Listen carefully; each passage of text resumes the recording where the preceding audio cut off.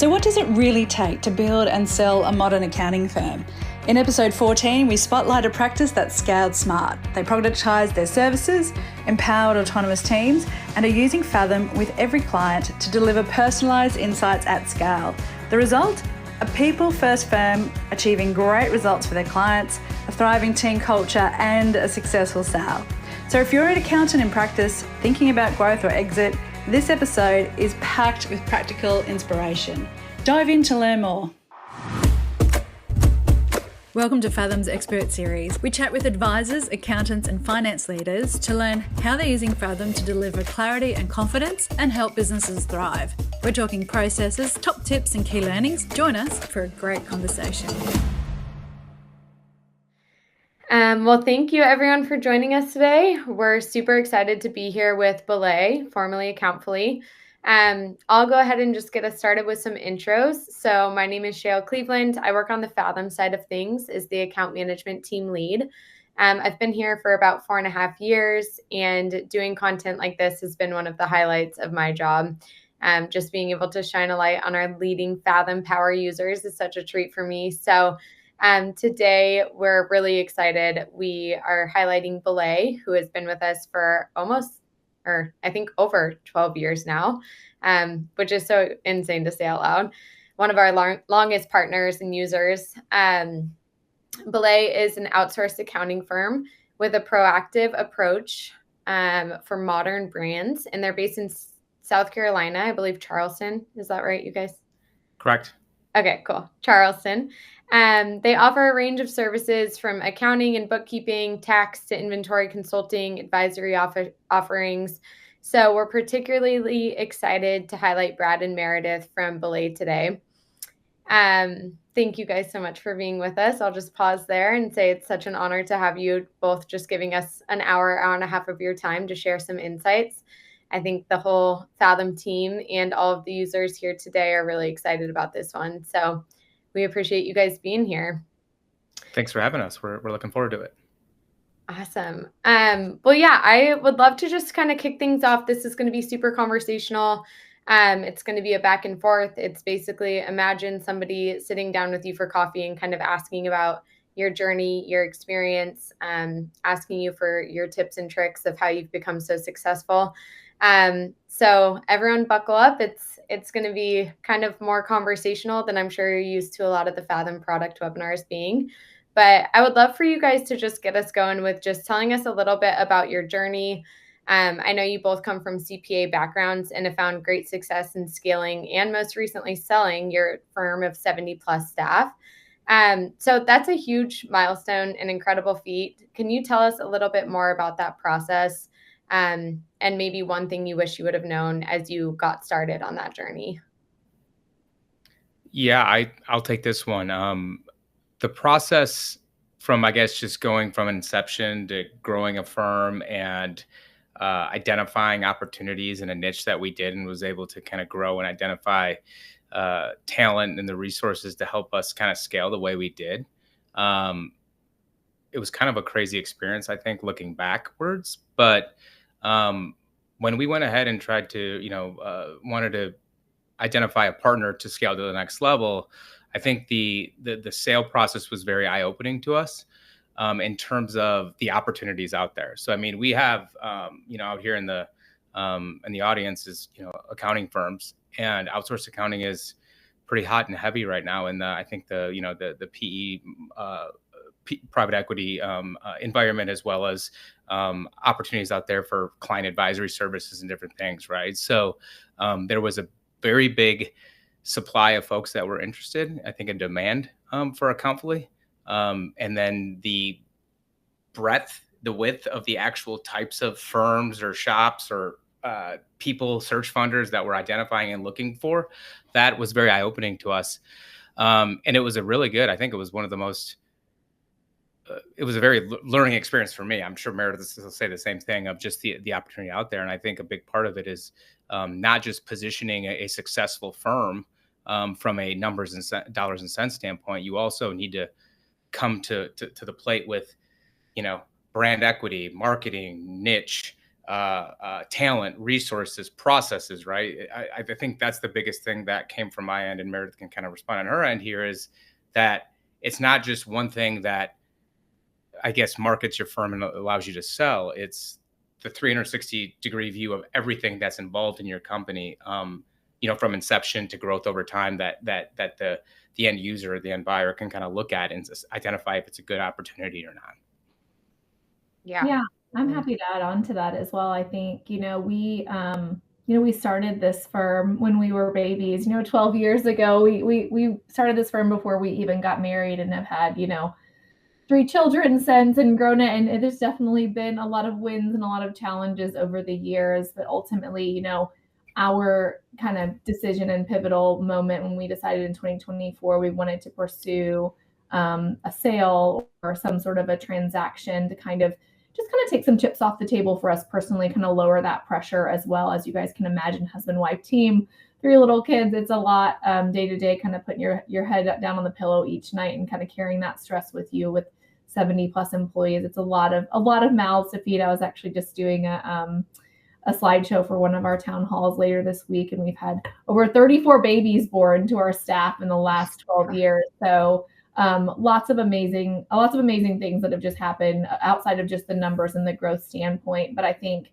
we were what I would consider, I want to call it luck, but I think it was also us responding to the market. I think we really chose to make that change at the right time, right? Maybe unbeknownst to us or unknowing, we kind of trusted our gut with this. We had sort of hit our ceiling where it was with just like that natural referral pipeline. We really, grew our business on referrals, which is really amazing, providing really quality service. We didn't do really any like outside advertising other than just partnering with different agencies or different groups that kind of targeted our niche markets. But when we went to market, we learned pretty quickly we chose the right time to kind of be entering. We were on an upward growth trajectory, which is always what firms, that want to, PE or any type of strategic firm wants to see, that your sales have been going up and up and up, and there's growth there, and that you've got tenured clients and you've got tenured team. That made a big difference too. So I would call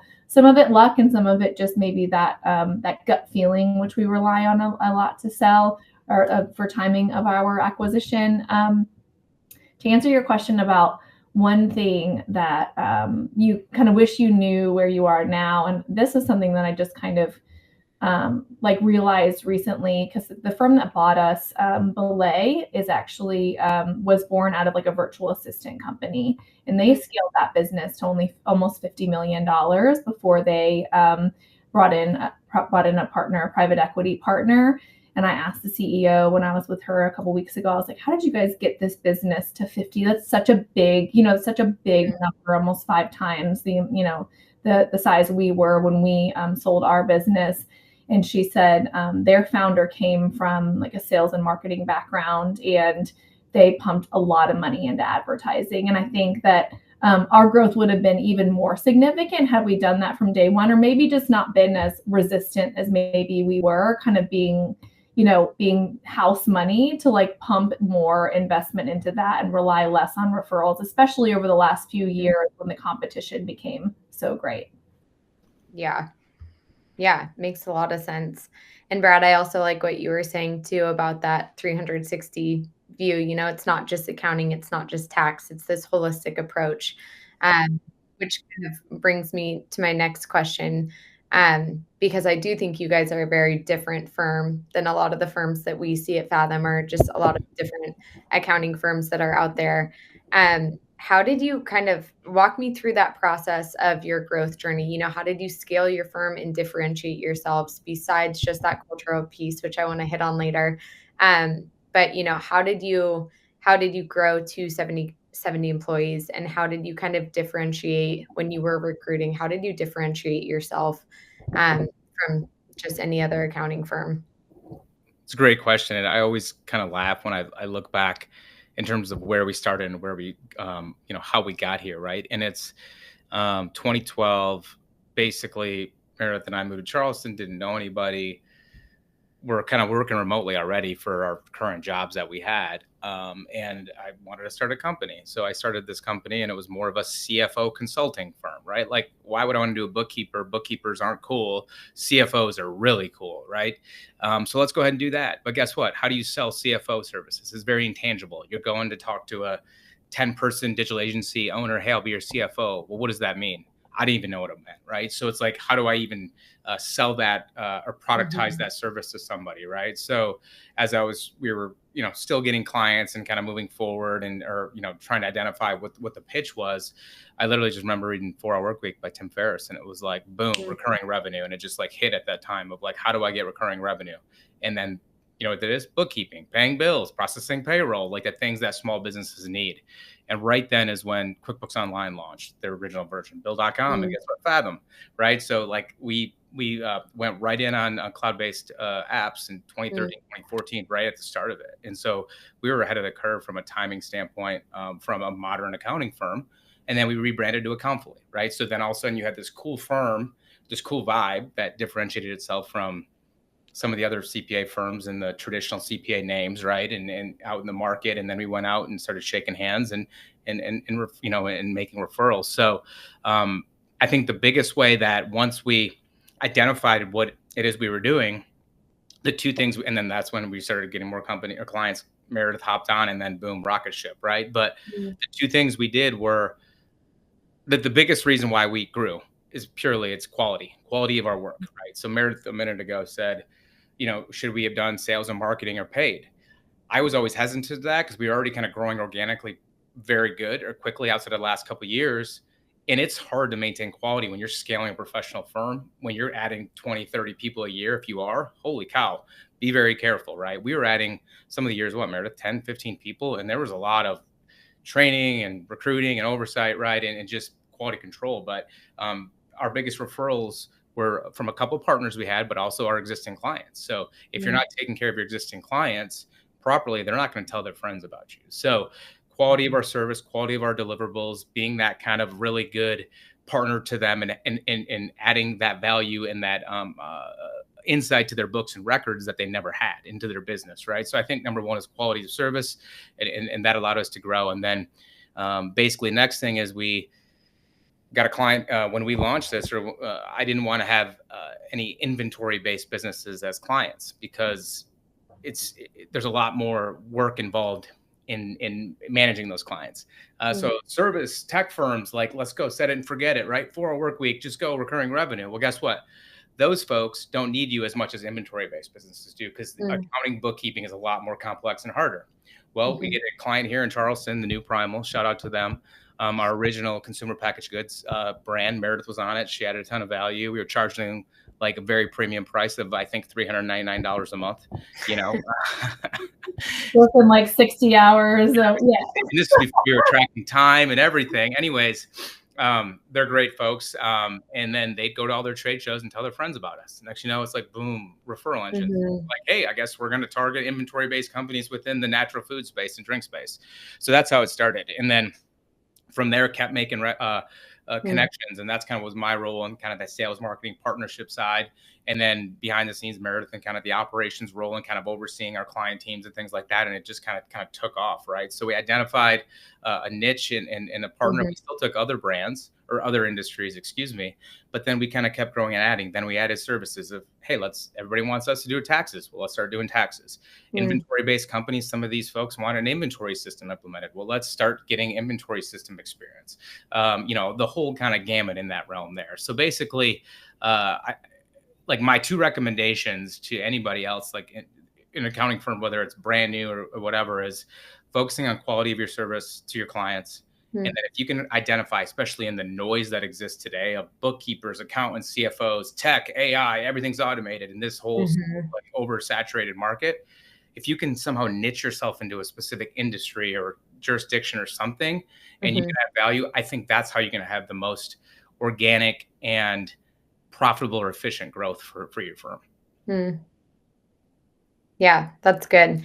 And I love what you said. It really is, you take care of people and then people want to take care of you. When you do a good job, business just kind of grows on itself when you guys have that approach. So that's really cool. And Meredith, that bleeds into the team as well. Your second part of that question is around like, how do you attract talent and how do you, keep high quality team members? It's the same thing. You treat them well, you reward them for hard work and good performance. You promote them. We promoted, over 40 promotions in our 12 years where, you care for them. You treat them, with a high level of quality, just like you do your clients, and you attract the top talent because our Glassdoor reviews are people are talking about us. They're referring us to our friends. And that's something that I'm really proud of that we've been able to maintain over the years is, really offering our team members a really, quality of life with a work-life balance. We still require hard work. We require 40 hours and we need everyone to be collaborative, but we offer a lot of autonomy. And most importantly, we reward that hard work and lead by example. So that's really served us well over the years. Yeah. Yeah. This whole approach of the full circle, you're good to your clients and they're good to you, or they're loyal back to you. You're good to your employees. They're loyal back to you. I think that's so important. And also just, aids growth so much naturally. So that's awesome to hear.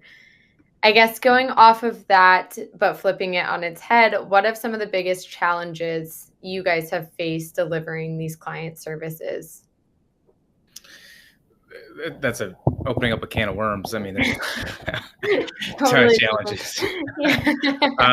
I'll say the hardest part, like outside of like quality control, as we've discussed, right? Like you're delivering a service to clients and brand owners.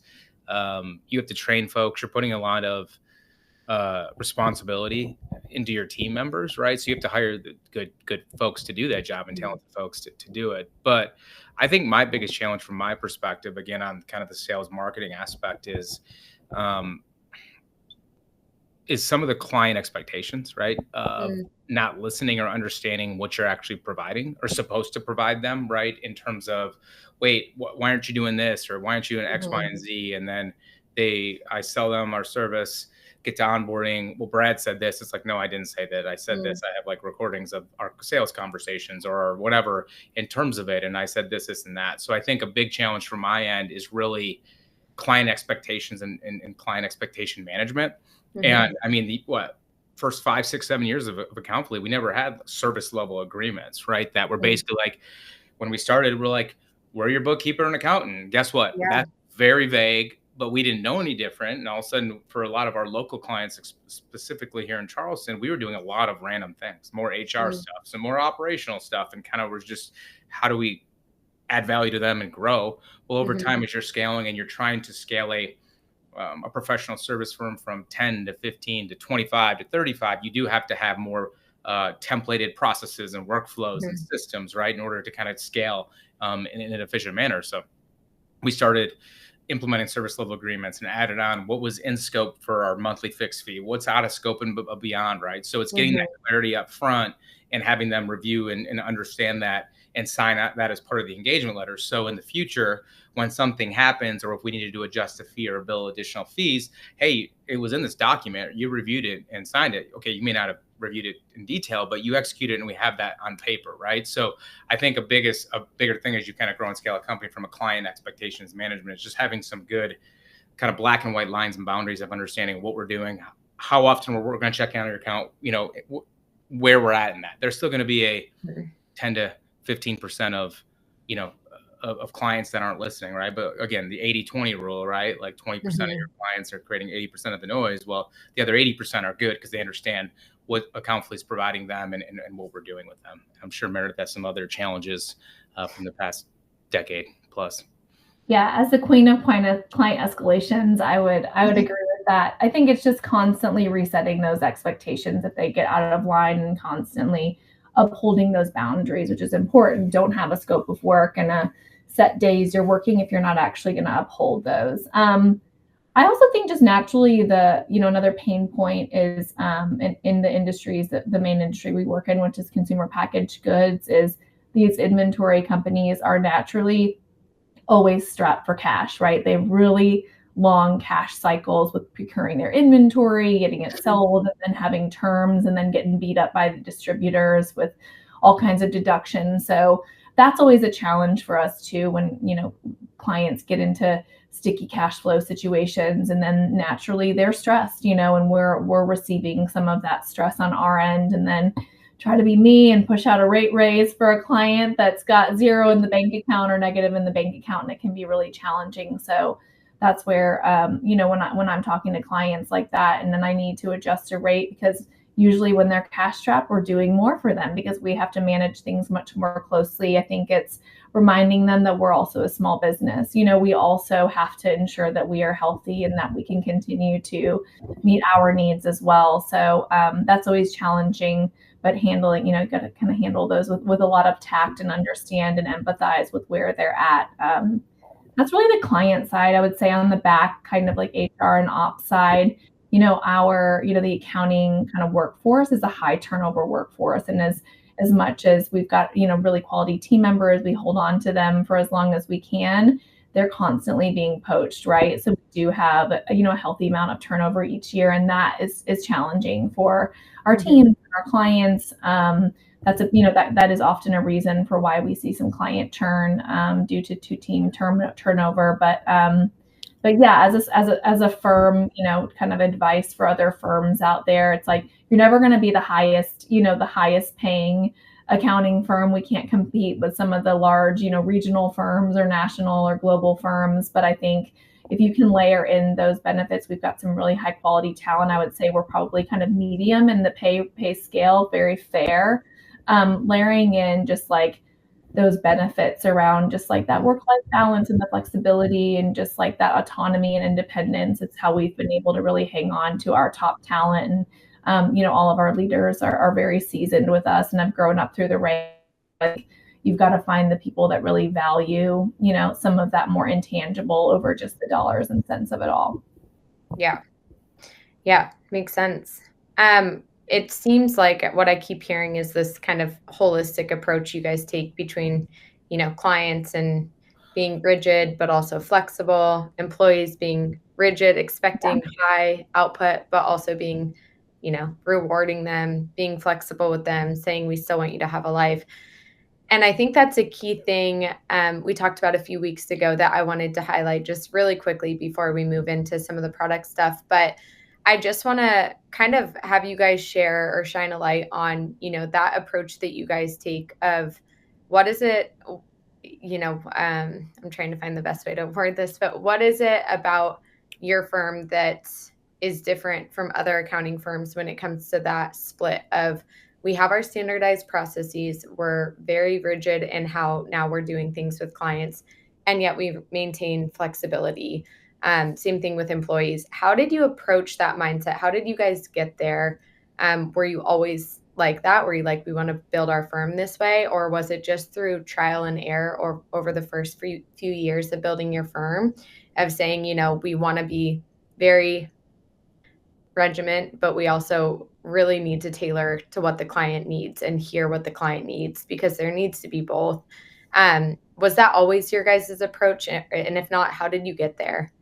I think that first and foremost, leading by example. Brad and I have always been the hardest working people in the room with no egos involved, right? Like, we are sitting right next to you doing the work, having those late nights if we need them, all of those things, finding balance when you need it or get overwhelmed. So I think that first and foremost, like leading by example is really, really important, especially when you're first starting out, because you want to build a workforce that wants to work as hard as you and wants to also make you proud. Like, we have such a loyal, group of team members because we've been in the trenches with them, and we've been, we're always willing to dig in and get our hands dirty. I'll do a cash flow for you tomorrow if you need me to. So I think that was a really big component of how we sort of built that type of workforce overall. And then I'll let Brad. Yeah, no, I think a couple things, on the on the workforce side, like, a big part of why, for some reason, Meredith and I met at PwC in Chicago years ago, and before all this, and for some, like, I'm kind of a rebel, I think, I don't know, rebellious, whatever. Anyways, I had this issue with this couple of partners at the firm there, where they one time just forgot our names or didn't know our name. And I'm like, I've met you 15 times. And it was just like this thing that stuck with me forever of like, I'm going to create something that there's a lot of great, cool accountants out there who want to work hard, but they also want to play hard, but they don't want to be micromanaged, but they want to be respected. And not in terms of, in college, you leave college, you go work at a Big Four, you work 70 hours for 5 years, and then you leave because you're just burnt out. Like, what are we doing here? It just doesn't make any sense to me. So that was a big part of the culture at Accountfully, is just like, hey, come in, let's hire great, talented people and let them do their thing. Let's not, and even before we all went remote, it was like when we were working here in Charleston or we had a Nashville office, it's like you have to respect them as a person and give them, expectations and, hey, you need to track time and do this, but there's rules and operations here to run our business. But if you're doing all this stuff right, you get an extra pass and you get, you get that respect builds and there's that bigger trust that comes into play. Right. So I think that aspect there on the people side, and then on the other side, the client side, once you understand who your target market is, and ours was this, inventory based business, but it was emerging, right? Like, so 0 to 2 million, 0 to 3 million in revenue. And who are we dealing with? We're dealing with the co-founders or the founders of the company. And guess what? They're creating cool things like non-alcoholic wine or meatless meat or high quality protein beef jerky or whatever it is. A lot of them don't understand accounting and finance, right? So when you're going to sell and position it, you within, and this, I did all the sales and I'm an accountant. So like within the first 5 to 10 minutes, I had the hook and I sold our service and I built the trust because they're like, wow, you're the expert in the room. But when you position yourself that way and you know who your end user is and they want you to be the expert and they want you to tell them how to run their business from an accounting standpoint, what systems do I need? What workflow do I need? Processes do I need? It makes it much easier to run a business and to scale because then you can template the systems and processes and you say, hey, client, here's this. And then, you give them 20% customization of, do you want specific reports or do you want this? Or is there a different system you're going to use from an inventory aspect? But at the end of the day, we understand how to do the back end and we can support you from now up into 20 million plus in revenue, right? So it was easier to do that and to kind of scale and customize that expectations and tell our clients how we're going to do it when you're basically, again, working with the owner of the business who needs your help versus selling to a CFO who's like, I just need you to be my bookkeeper, right? So it's not like our way doesn't need to be the exact right way every time. There's different, structures out there that exist, but I think that was a big part of it. And then when you go with a product and a service, you say, we're going to do this, then you execute within the first 90 to 120 days and that trust is built. And then they'll be a long-time customer with you forever, as long as you kind of maintain that. Yeah, that's a big thing. We hear all the time. It's just the advisor being the trusted partner. We hear those two words all the time, the trusted partner. And what so many people forget is these are people's, your clients. It's their business. It's their baby. It's what they're growing from the ground up and they care about it a lot. So having somebody that you've built trust with, that you have great rapport with, and that you can really, say, I'm handing you the reins and it's their business. That's a big deal. I want to stick with that for a second, just that client relationship aspect, and jump more into how you guys actually use Fathom to kind of deliver, your services, your meetings, build those relationships. So whoever can or is willing, can you just spend a few minutes and walk us through a real client meeting using Fathom? So what tools do you open first? Why? Any of the KPIs or visuals that you guys are willing to share. Just kind of walk us through that process of what does an actual client meeting look like? What's important for you guys to highlight? And then we can kind of go from there. Yeah, I'll take this and I can share my screen in a second. Okay. But like when we decided, when we were reporting and as part of our engagements or as part of our workflow for our clients is having a monthly financial review meeting for most of our clients. When we started this business, it was hard to have a conversation just out of Excel, right? Like I can look in Excel and see what it means and do stuff. Meredith can as well, right? But we're talking to people who are creatives, right? So they're like, can I see something visual or what's going on? So Fathom was a perfect fit for that, right? So essentially the whole goal with Fathom with our clients initially and still is basically to provide them a visualization of their business, right? So essentially, let me pull up Fathom here and I'll kind of show you. So basically one of the things we do with Fathom with our clients is we want to start very simple, or relatively simple, let me say. Let's not look at 65 KPIs. Let's look at things that are really tangible to them and help them understand their business, right? So as part of our monthly deliverables and to our clients, we send them the reporting package from QuickBooks via PDF, but also then we send them kind of the KPI dashboard printed a PDF, just one page. And all of our clients have access to their own Fathom files, and clearly they can go ahead and log in as needed. And some of them never do, some of them do. It just, again, depends upon the level of sophistication that kind of comes into play. And then we'll customize the KPIs and the metrics here to their business into more simplistic standard KPIs that you'll see here. We don't want the traditional, I don't really like the traditional KPIs for our size of clients, by the way. Again, if you're a 10 or 50 or 20 or $30 million company, a lot of those metrics that are kind of come standard to Fathom may make more sense, or the ones that you learn in college from an accounting 101 standpoint. But what I do here is we kind of customize it in a way that number one kind of shows goes down their P&L, right? So basically you have revenue, COGS dollars, gross profit dollars, gross margin. And then for inventory businesses, we break out gross margin by contribution margin, right? And then you see that percentage. And then we bucket underneath the gross margin, advertising, marketing, G&A, R&D, total fixed, and all that type of stuff. So essentially what you're getting here is you're getting a layout, a summarized layout in the top section of your P&L, right? And then you can kind of go through and pull up these numbers here. So when we're sending or working with our clients, we send this, and then we also kind of provide a 3, 4, 5 bullet point aspect of trends we see or things that have happened the last month or quarter. And then when we have our monthly review meeting, we start with this and then kind of go through aspects so they can see it. Some of our clients have targets, some don't. So if they don't have a target, then we're looking at same month last year, same month last month, right? And so we can kind of look at things there. So basically you kind of have your workflow of your P&L here in terms of that. And then there's certain things down at the bottom as we kind of go here in terms of, here we go. Like I have kind of just basic things like AR days and inventory days, which again is big for an inventory-based company as well as one that has wholesale invoicing. And if you see those days go up over time, it's a direct impact on cash, right? If your AR days go higher, cash goes higher. Inventory days go higher, that means less cash because you're losing those resources.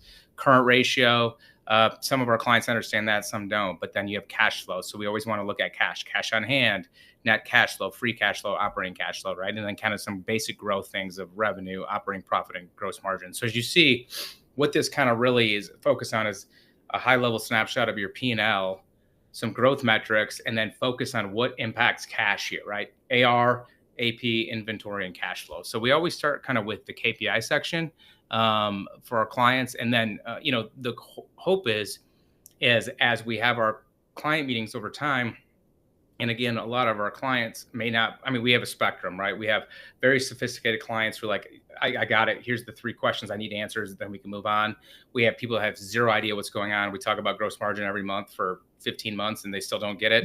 But we're there. And then there's the middle folks, which is the majority, where we're having conversations, they're learning. So consistently, dynamically, month over month, they're asking, what about this? What about that?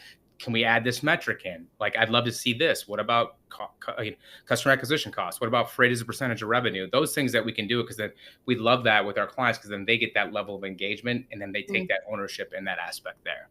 So basically, we started at KPIs and then a couple other ones. We really typically don't look at KPI Explorer, but we look at like profitability so they understand their break-even point. We really like cash flow because the cash flow statement in QuickBooks is very confusing. So basically this kind of visualizes understanding them in terms of green, which is good, red, which is less cash. And then really like we'll go back to cash flow for a minute, Brad. That one is one of my favorites because, based on the financial literacy of the client or the client contact, or maybe, whoever's on the call. And sometimes we have multiple members from kind of a company on the call. It's really helping them understand how the P&L and balance sheet interact. I can't tell you how many times I've heard like, we made money this month, their P&L has showed that they made money, but they haven't factored in things like inventory purchases or debt service. And this is a really beautiful way to show them like, how did we get to that bottom, that bottom line cash flow, that net cash flow here? This visualization is really helpful, especially for all my creatives out there that we serve. So this is one of my favorite tools. Definitely. Definitely. And then the other one I love, or the last two trend, I love being more of like looking at KPIs that are like similar numbers, right? Let's look at, gross profit. We'll look at contribution margin percentage, and we'll look at, operating margin, proper margins. Then you can kind of see how they all factor in against each other and see them month over month, right? So again, it's looking at different things like that, different time frames, with that. And then the last thing, which I would think is, it's an awesome tools to help clients understand drivers of metrics, right? So like gross margin, I'm at 46. I want to hit 50. Well, what are the variables that impact gross margin, right? Well, it's price and variable COGS, right? So like, well, if I can increase my price by, let's say, 4% or whatever, what's the other impact there? So it starts getting clients' mind turning and moving forward in terms of it. And that's the entire aspect of why, like, I think from a client service standpoint, client advisory services or whatever it is, in terms of whatever you're offering your clients, I think a big part of it is understanding where they're at individually in terms of what do you understand, what's your business about, what is going on, and then moving forward with them consistently and adding 1 point or 2 each month that like makes them think, oh, cool, I get it now. Now I can go and implement that into the operations of my business to then possibly succeed or add impact to my business moving forward. And I think as a business gets more complex, take the example that Brad mentioned, maybe like a CPG product, like a meatless meat or something like that sells in a lot of different channels. A lot of our Fathoms are broken out by those different classes, right? So they are selling on e-commerce, they sell in a wholesale location, they sell through distribution. So that's where we can help them kind of see the levers they need to pull. Does e-commerce have better margins? They need to pump more sales into that channel, or maybe they need to ditch the wholesale relationship they have.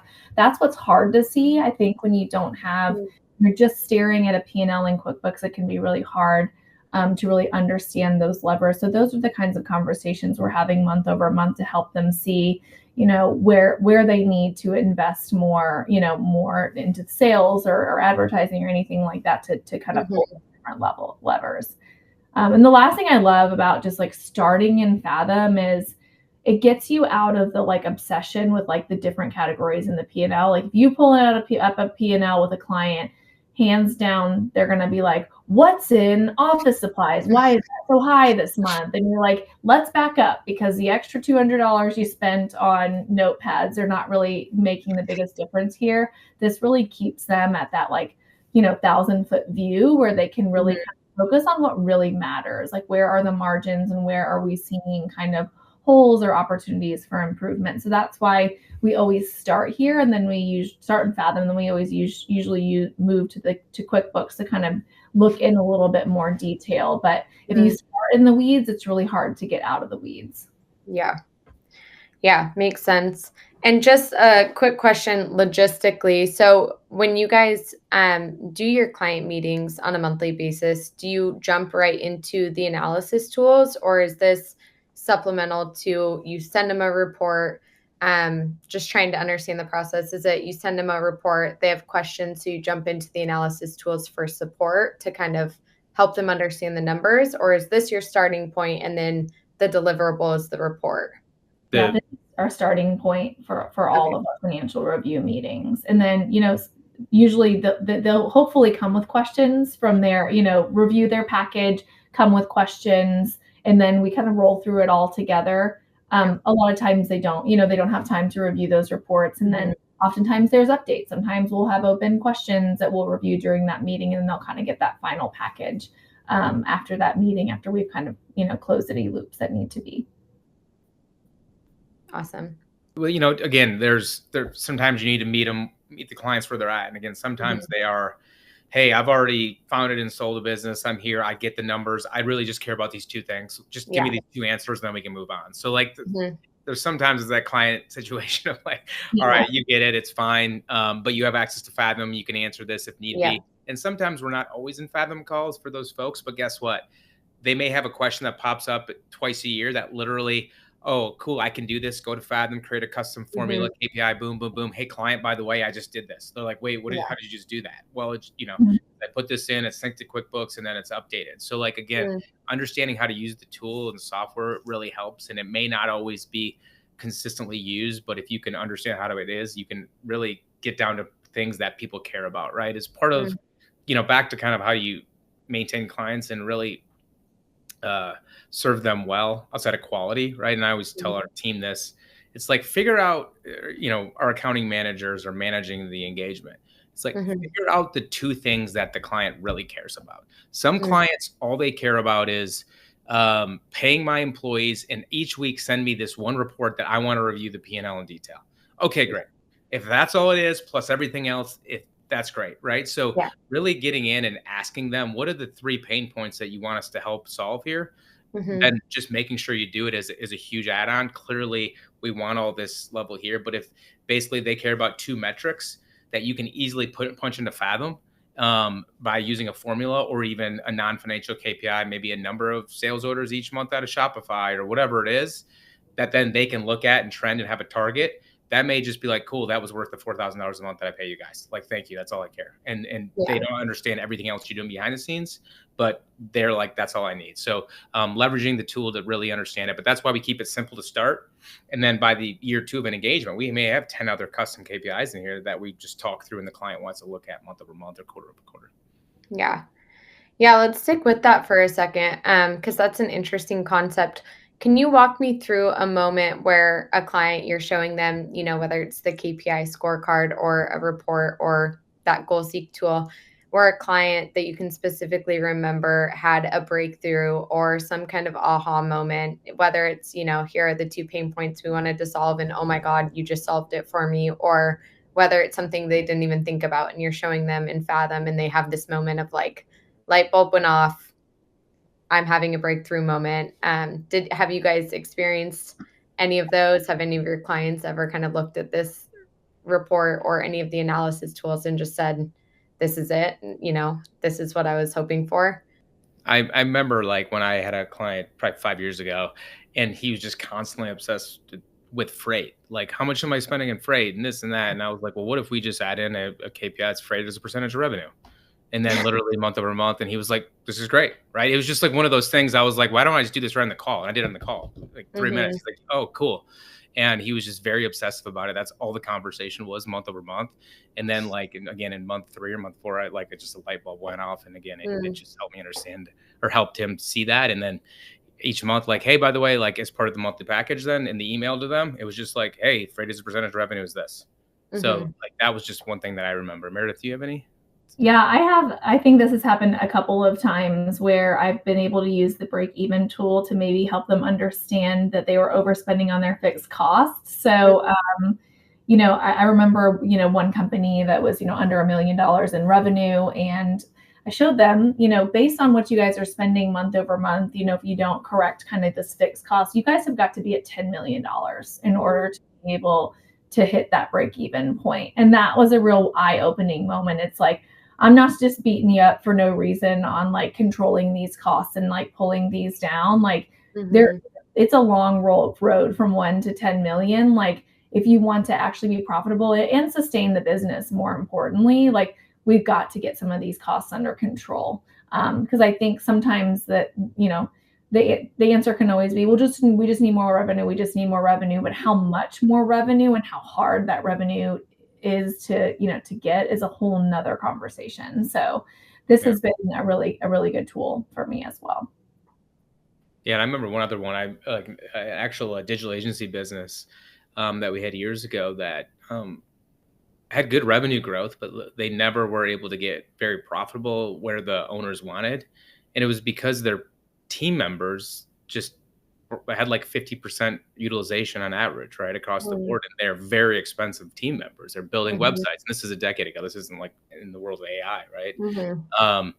And it's like, well, your people aren't billing enough time to the clients, or working enough to have sufficient margins because you're paying them X number of dollars. So we set up some kind of billable rate and utilization KPIs here that then help them see visually where they could be at break-even points. But then on top of that, like what Meredith said, hey, you can keep growing revenue, but if you're going to keep hiring people at these levels, you're still never going to be at the level you are. Well, what if you grow more revenue and just make these people work an extra 8 to 10 hours a week in billable time. Yeah.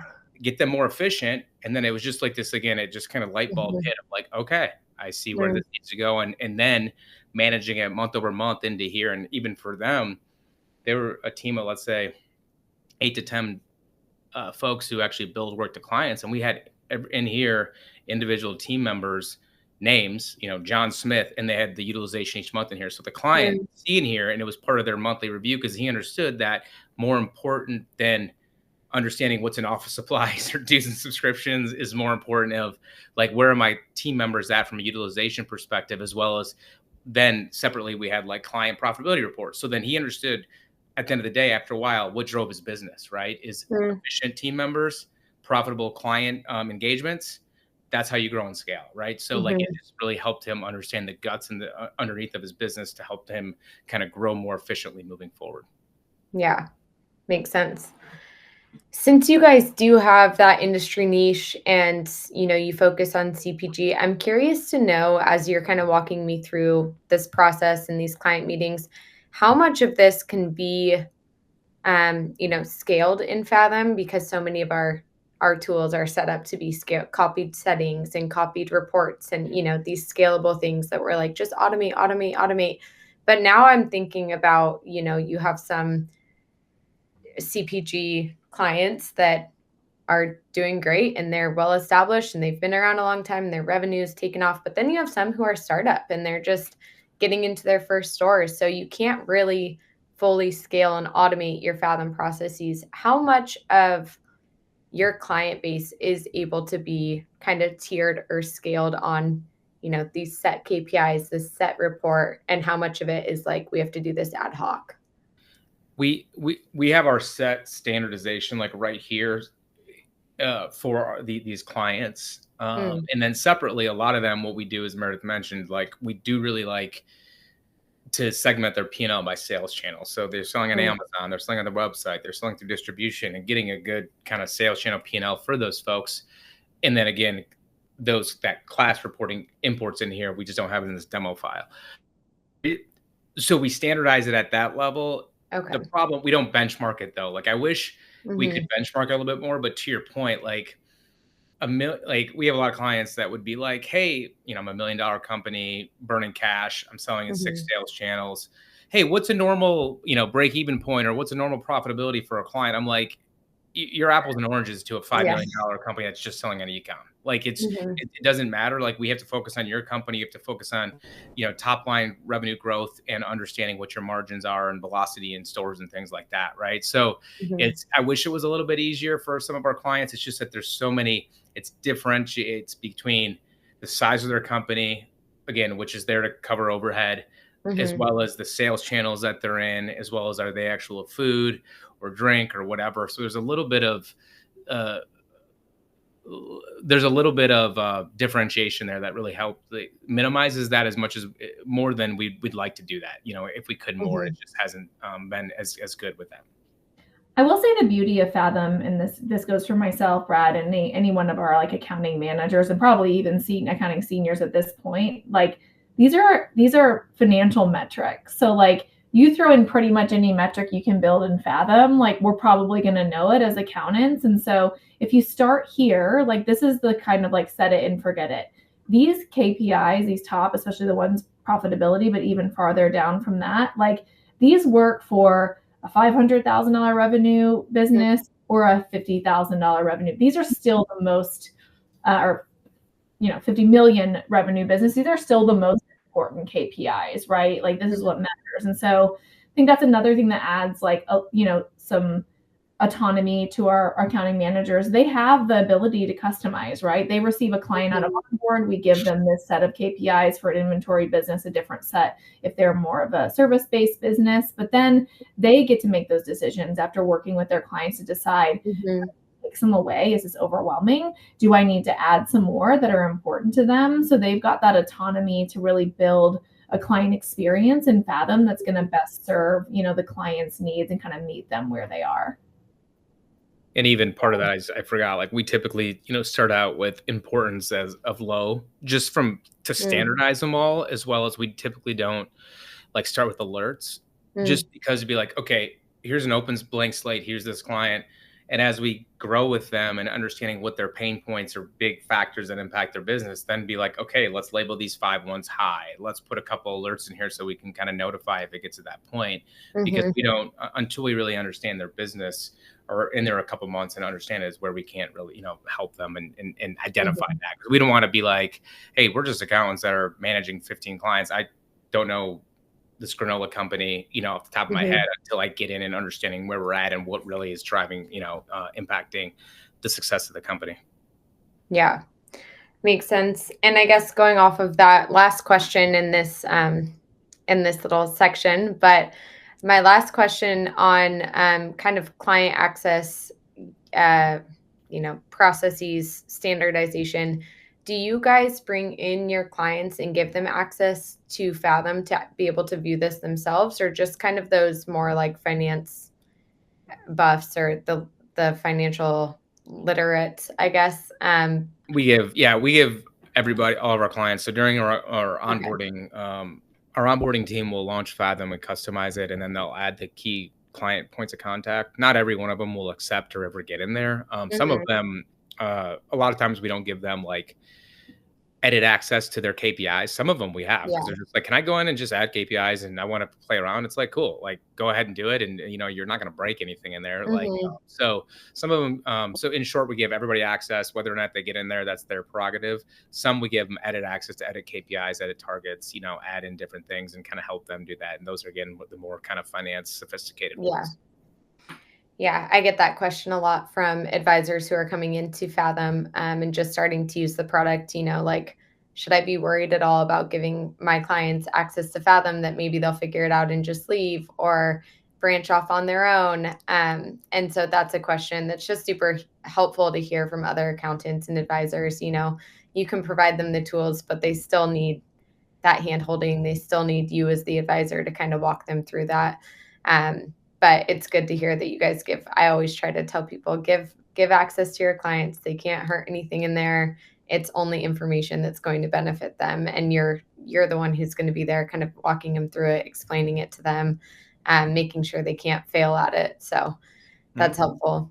Yeah, we have plenty of clients that use Fathom for board meetings or board decks or, investor pitches and stuff like that. It is a really powerful tool. And it was a powerful tool for us when we were in our, process to find a suitor to sell to. So we pulled this up in almost every meeting that we had once we got down to like that final 5 or 6 kind of suitors. And it did, I think, add some sophistication to, to the way that we were able to present our data. I mean, we've been using it personally for Accountfully, or what was Accountfully for, since we started using with clients. So it's been a really valuable tool for us as well to kind of assess and drive our business growth and success.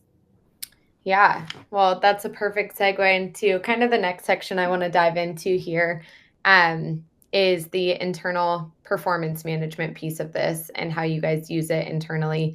I know we talked a few weeks ago about how you guys use it, as internally for your team to manage different pods, profitability, team performance. So talk to me a little bit about that. I feel like that's maybe a part of Fathom people don't really think of to use internally as much as with clients, but really cool to hear, and just kind of want to pick your brain about, what metrics are you actually using to track across your teams? How do they influence your guys' decisions personally? Walk us through that journey a little bit of setting this up for your team internally.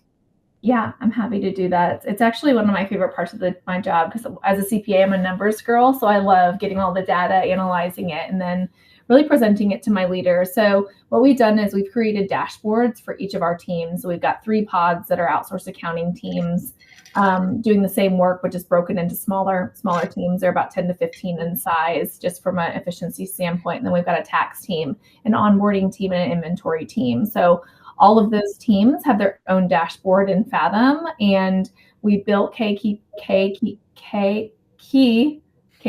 Sorry, I couldn't get that out. That can normalize the data across those different teams, because they're varying in size. Their targets are often different as well. So some of those key KPIs are revenue per FTE. So that's a pretty easy one. And we actually, load all the real data in there. So the real COGS and revenue are coming from our P&L as we subdivide it into classes by teams. We're able to pull that real data in.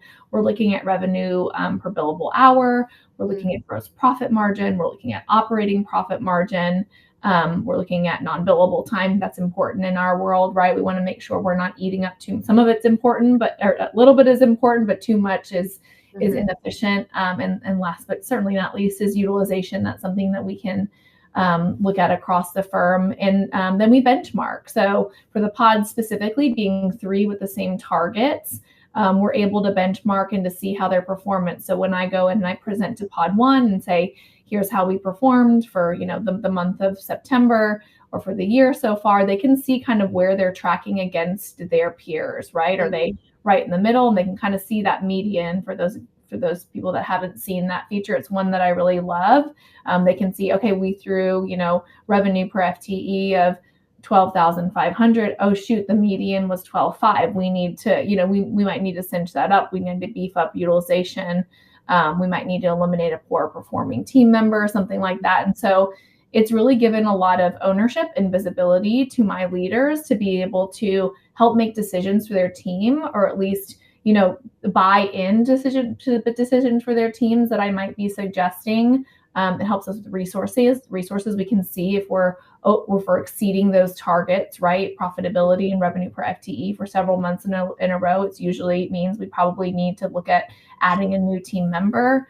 So it's been really, really powerful. And then our leaders for each team actually take that and present it to the managers on their team. It's a little bit, we have a separate dashboard. We kind of pulled the data back even more. The leaders are seeing a little more robust dollars and cents. We talk more in like percentages with our manager team, but we use that as well. So we have a few different dashboards we use to really offer that transparency that I was talking about earlier. I think that's another thing that our team really appreciates is just the transparency of information. They are accountants. They like to see information too. They want to see, how they're performing and what they can do to support that. So that's been a really key piece of our business. And I would say ever since we implemented that a few years ago, it's really helped us make more sound business decisions. We're not relying on, a team that says, oh, we're all full and overwhelmed. We're actually really driving into the details and looking at the dollars and cents of it,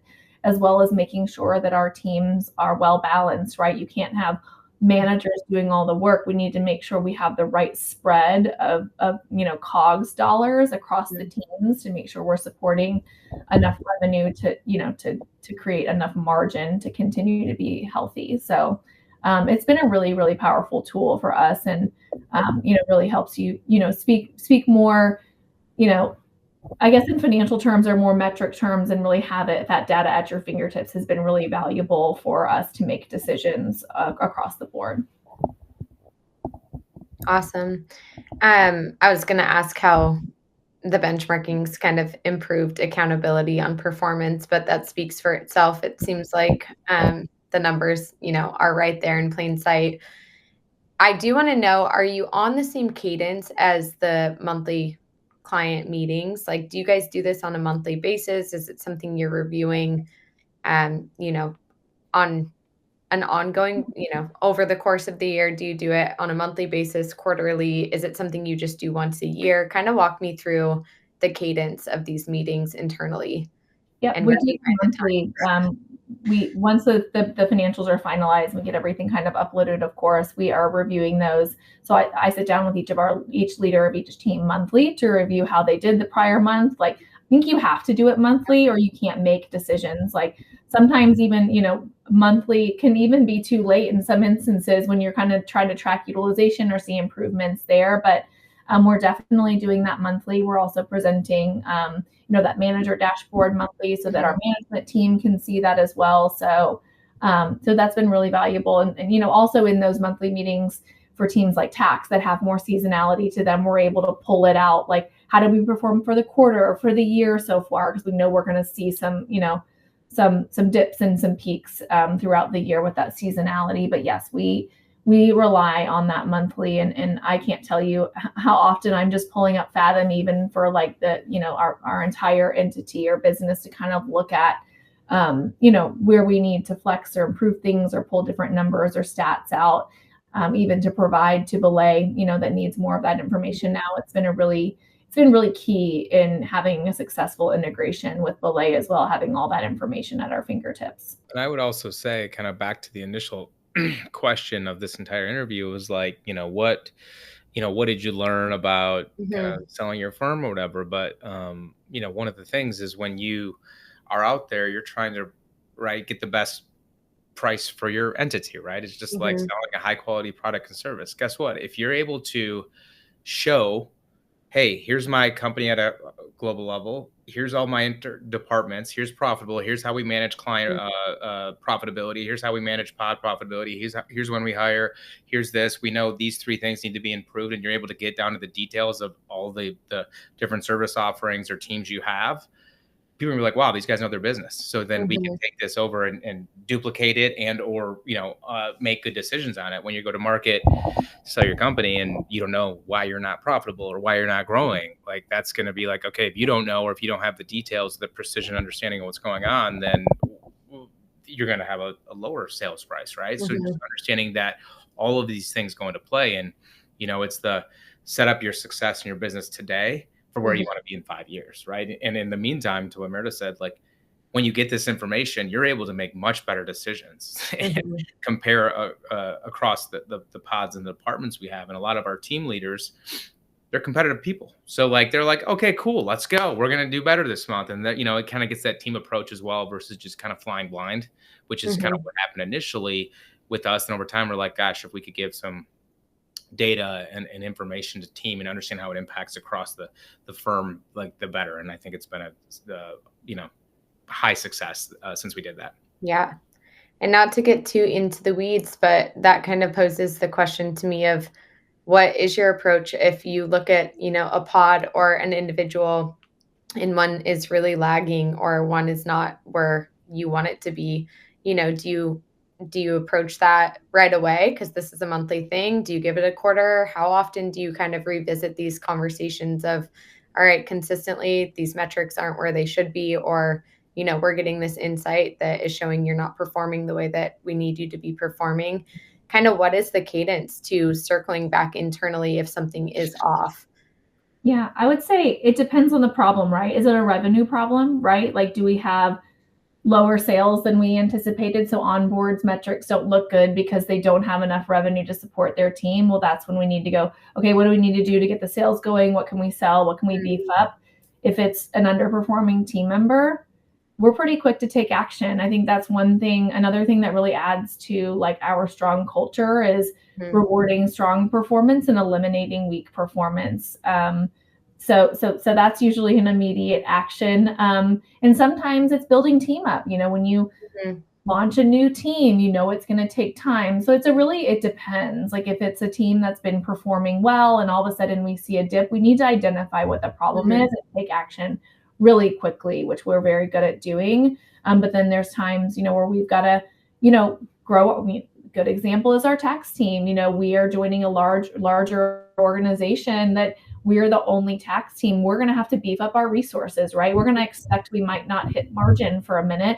If we want to make sure we have the resources we need in order to grow into that, that larger revenue item. So I think it's dynamic, but I think bringing the leaders into those conversations and making sure that they have buy-in, I think that's another thing that Brad and I have done really well. I can probably count on my hand the number of decisions we've made without our leadership team, like having buy-in and having an opinion. We might not always agree, but we always are open to that feedback, and we make decisions together, which I think is really important. It's what leaders want. They want to have control over, the things that are happening within their team and, some sort of weight into decisions that are being made that affect them.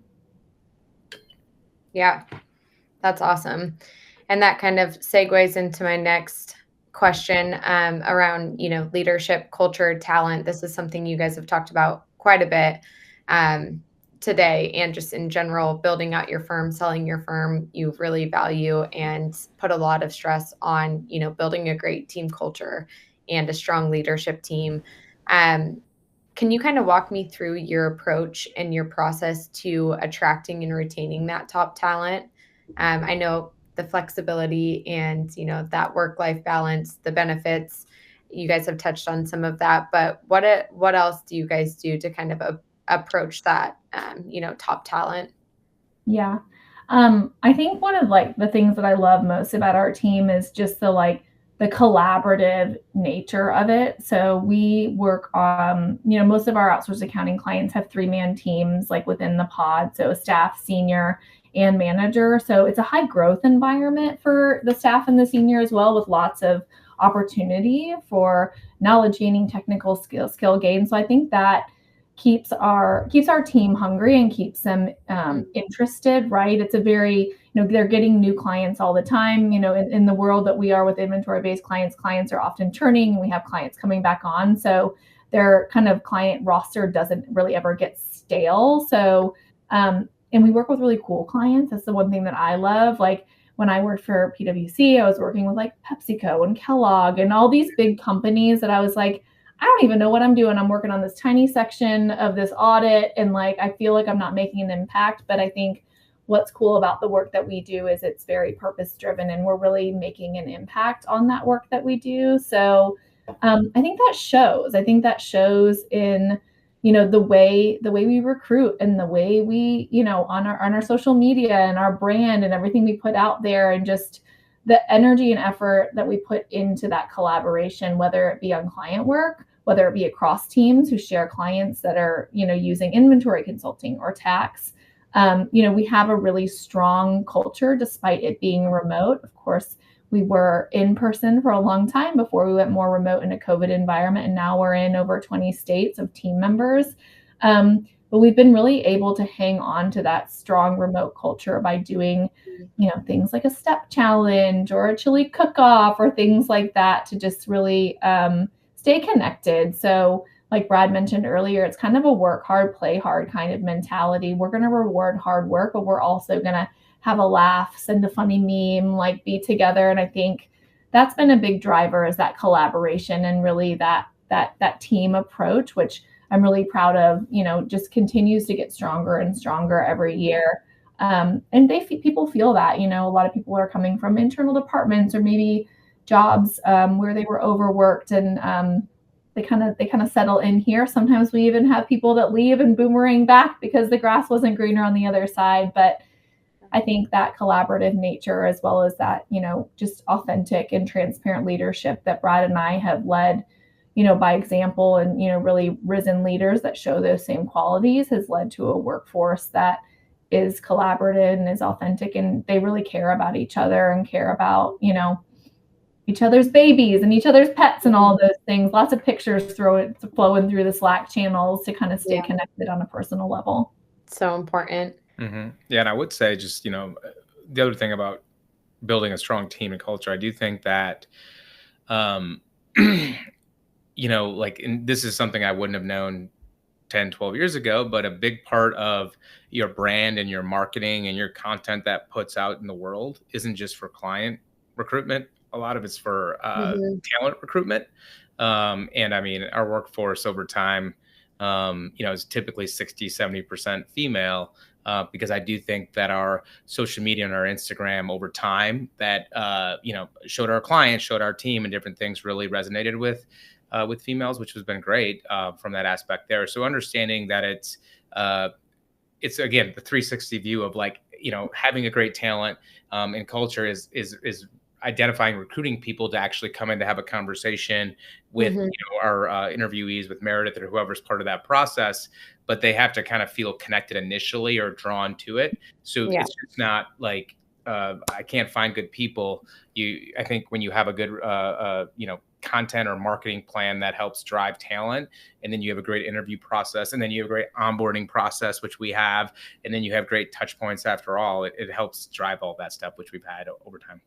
Yeah, I would say look for culture fit as much as we look for technical fit, to be honest. I mean, obviously you have to have that foundational technical knowledge, but been involved in the recruiting process, still am for managers and above. But if I don't want to work with them, if I wouldn't want to sit next to them every day, I wouldn't hire them, because I know my team won't want to sit next to them every day. Totally. So I think that's a really important piece too, is making sure that both of those boxes are checked. Yeah. So important. That's really insightful. I feel like one bad apple could seriously spoil a whole bunch, and avoiding that is, some of business's biggest problems in the workforce today. It's just hiring that one person who's like, well, they're really good at the job, but not culturally great, and then you get problems, and it's not fun. And this is harder to do. I think this is like veteran Meredith speaking. Like, I fire so fast now. I hire slow, fire fast. I'm like, I don't mess around. Like, we've been around long enough of like, the bad apple can really, spoil the whole bunch. And like, I don't mess around with it. I have a no drama policy. Like, you're out, and I'm not scared of it. I'm like, you are out. Like, I don't for this. You're not throwing off what we have. But that was something that came with time, right? Like, you have to learn those lessons. And I think just in general, like building the right boundaries, like those are other lessons we learned. Like, you can't be best friends with your employees either, right? Like, you're still the boss. You have to maintain that level of, appropriate like authority and hierarchy. And like, you can be friendly, you can care about them, but you don't need to be hanging out with them every weekend. And that's something that, definitely you learn over time. But I'm just really proud of the team that we built, and who they are today, and how much they really just care about each other personally and professionally. Yeah, and I feel like also the first 30 to 60 days when they're here or at a job is gonna, if there's bad habits already being shown, that's when they're actually on top of their game. Imagine how bad it's gonna get. So if you're like, they're not responding to my Slack ever, they're not getting things done, what's going on? And clearly it's much more of a red flag in today's remote workforce, especially people with kids. And it's like, well, I don't know, what are they doing? Are they again, this gets into like, hey, you have a full-time job here, here's the expectations. If you can't manage or hit those expectations, then go somewhere else. But like, this is how we work, this is what it is. And there's a great opportunity here if you want to work at Accountfully/BELAY, but you have to also like put your end of the bargain up. So understanding that, and to your Meredith's point, like, wow, like this just doesn't seem to be going well. Well, if it's not going well in the first 3 weeks, is there a reason for it? Or like it's frustrating the team, they're not engaged? Well, they're not going to be engaged in 6 months from now. So like, just move on, even if they're making it tough. Yeah. Especially when you guys are already advertising, a healthy work-life balance and wanting to prioritize those things.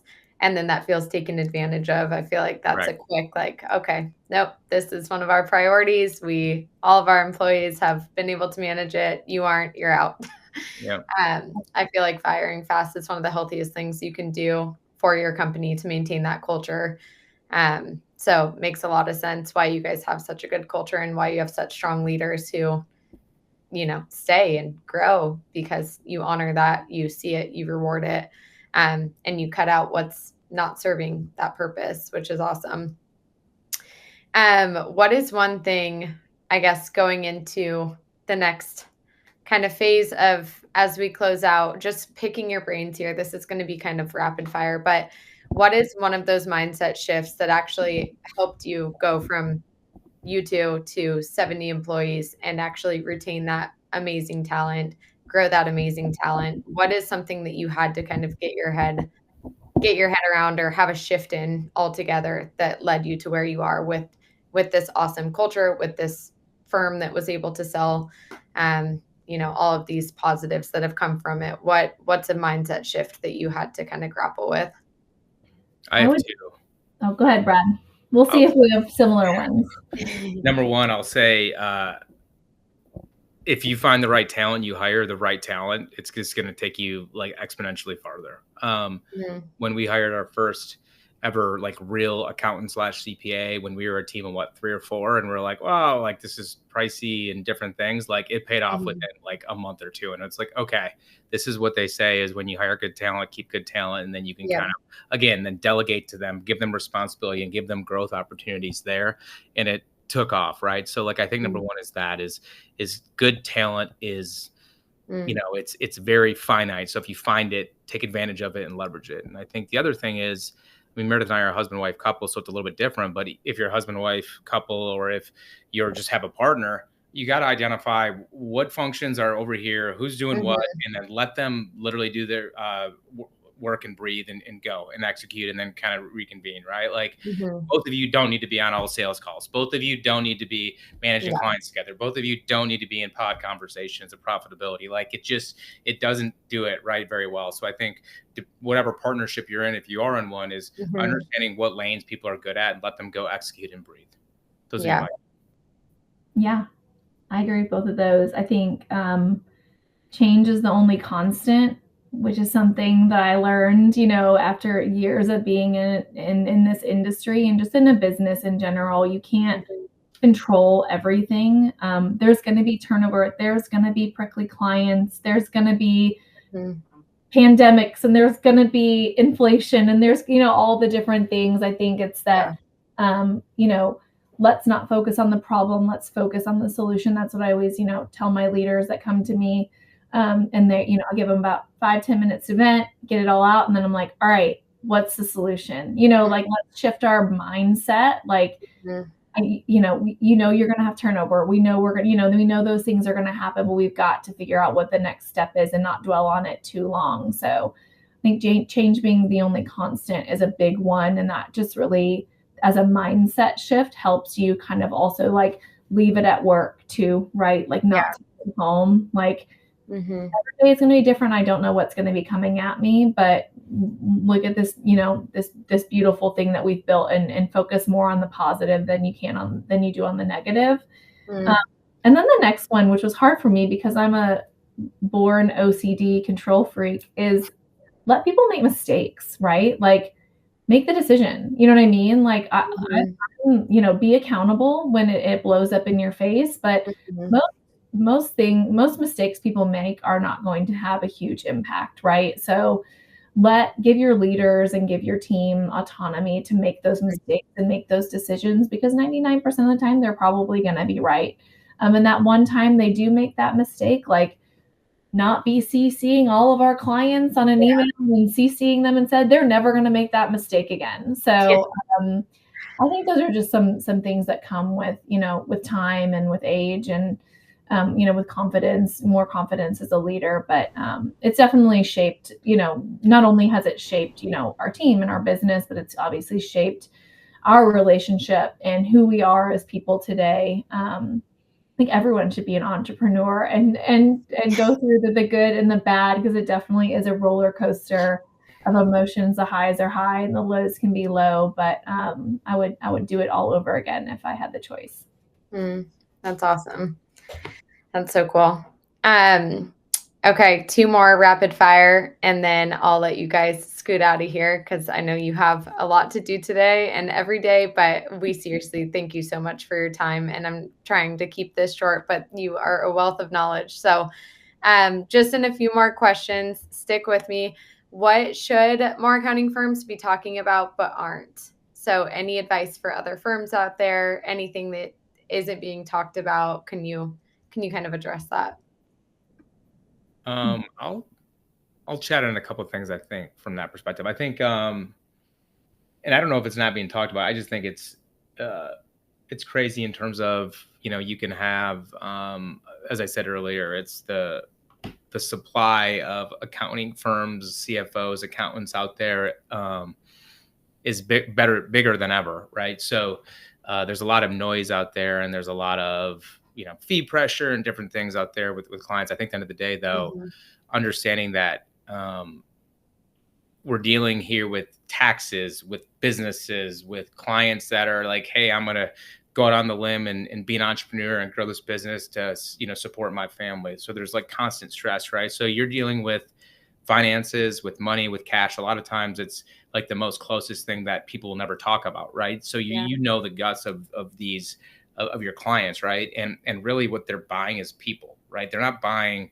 QuickBooks or Fathom, like they're buying that relationship, right? And they want that trust.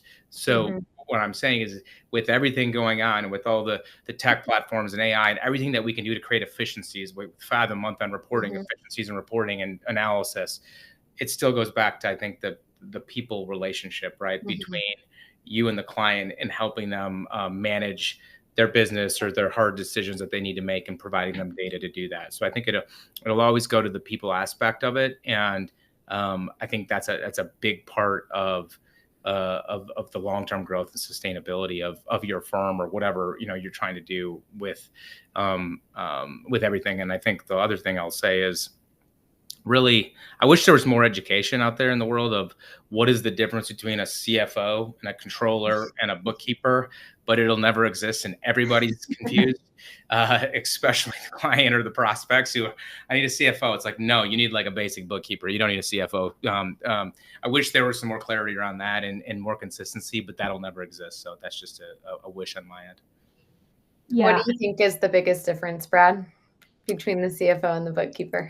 The CFO is looking forward advisory. A lot of clients and a lot of brands, a lot of companies do not need a full-time CFO. Like, if you're under 5 million, you don't. If you're above it, where you're going, what's going on at the nuts and bolts of it. And this is why our CFO or advisory practice never really took off or scaled. It's because 95% of what our clients needed was just some consistent bookkeeping support and monthly reporting and understanding their business. Then they can make good decisions based upon that. If you have that, a lot of times you're kind of already ahead of the game, right? So a lot of folks don't have that. So there's no use looking forward if you have no idea where you're at right now. And so, like, that's kind of my aspect, and my ask to the folks is quit acting like a CFO when you're not a CFO. Yeah. And just like in this day and age, and when we started our firm 12 years ago, we were unique, right? We were a modern outsourced accounting firm. Now the market is very saturated. So I would say you've got to focus on quality. And I know that's hard in a world where, margins are king, and talent turns fast. But I think you've got to focus on that quality, or you will quickly get a bad reputation, or you got to treat your employees well, or you'll quickly get a bad reputation. So I think quality continues to be very important. And I'll agree with the comment Brad made earlier, just around growth. Like, you can only grow so fast and maintain your quality. So you've got to, if that's important to you, there were periods of time where we had turnover and we had to pump the brakes. We had to pause starting new clients, and we had to do that so we didn't burn out our team, right? So being able to make tough decisions that might impact, your current quarter, for the best of your team is really important. Another thing I think, Brad hit on was really finding your niche, but also adding complementary services. I think that's something that we did really well. So we kind of found our niche in that CPG space, and then we responded to the fact that a lot of our clients needed an inventory management system. So we hired a full-time inventory person that just implements and consults on Course and 7, which is our inventory management system of choice. But really, like, leaning into where there's easy complementary revenue, right? Same reason for taxes. We are not tax CPAs. We never imagined we'd have a tax team and do over 500 tax returns this year, but our clients needed it. And we saw, and we were able to identify great resources and build out that team. So I think, instead of trying to just continue to gain more clients, which you're always doing in this space, also see where you can kind of, widen, that revenue of the current client base that you have. Yeah, and even, just to piggyback on that just light bulb went off for me, is like, one of the things is it's easier to maintain your current clients and grow with them, whether it's they start out at $2,000 a month, now they're $3,000 because the scope changes or whatever, and then adding a tax service, adding this or that, right? Like, taking care of your current clients with the quality of that service. If you maintain them and have less churn, finding new clients is much less of a requirement, right? So, like, taking care of that and not just worrying about, oh, they're in the door now, who cares? Let's get new ones. No, like, focus on the current ones. It's much easier to maintain and grow a business with focusing on the current clients and expanding services, upselling them, and different things like that. Yeah, we have clients that have been with us for 8+ years, like, great clients with us and are still with us through acquisition. Awesome. So it's been a good ride for them. Yeah, and I think that's clearly a theme of your guys' firm and just how you do business in general is you take care of the people who take care of you. You talked about it with your clients, you talked about it with your employees, but it comes down to quality and relationships. Those are the two themes that just keep coming up here. We're in an accounting advisor conversation around a tech platform, and yet we keep talking about, how important quality is and how important it is to maintain those relationships and nurture the trust that's being built. So I think that speaks for itself for how to grow a firm and how to maintain talent and how to implement softwares, doing it all with quality and having that assurance that the people you're working with trust you and that the people you're working with you can trust as well and give autonomy to. So I think that's huge and just kind of, speaks volumes for your guys' growth over the last couple of years. Last question before we close out, and then I promised you that you could get back to your day. But just from a general perspective, if you were starting again today, maybe talking to an advisor who just started today, what would you do differently and how?